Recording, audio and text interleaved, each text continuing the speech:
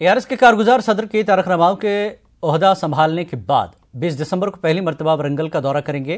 साबिक नायब वज़ीर आला और पार्टी के सीनियर लीडर केसरी हरी ने केटीआर के वरंगल दौरे को कामयाब बनाने के लिए पार्टी लीडरों के साथ इजलास मुनक्किद किया और तैयारियों का जायजा लिया।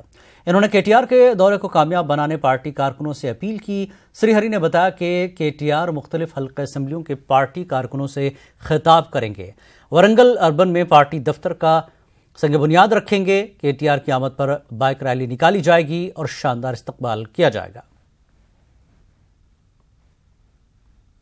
కార్యకర్తలను ఉద్దేశించి మాట్లాడాలని కలవాలనే ఆలోచనలో భాగంగా వారు ముందుగా వరంగల్ జిల్లా పర్యటనకు విచ్చేస్తున్నారు।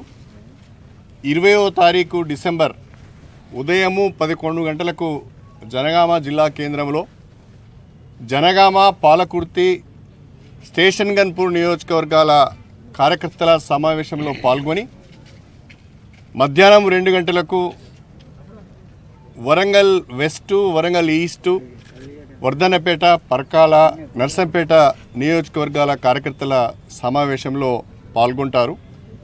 జనగామ జిల్లా కేంద్రంలో కార్యకర్తల సమావేశం ప్రిస్టన్ ఇన్స్టిట్యూట్ ఆవరణలో ఏర్పాటు చేశాం। అదేవిధంగా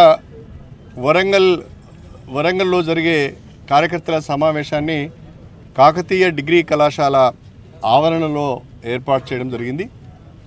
ఆ రోజు వరంగల్ అర్బన్ జిల్లా పార్టీ కార్యాలయానికి కూడా వారు శంకుస్థాపన చేస్తారు। ఆ శంకుస్థాపన చేసిన తర్వాత కార్యకర్తల సమావేశం ఉంటుంది। ప్రధానంగా రాబోయే పంచాయతీరాజ్ ఎలక్షన్స్ కానీ రాబోయే లోకసభ ఎన్నికలకు పార్టీ శ్రేణులను సన్నద్ధం చేయడానికి ఈ జిల్లాల పర్యటనను ఏర్పాటు చేయడం జరిగింది।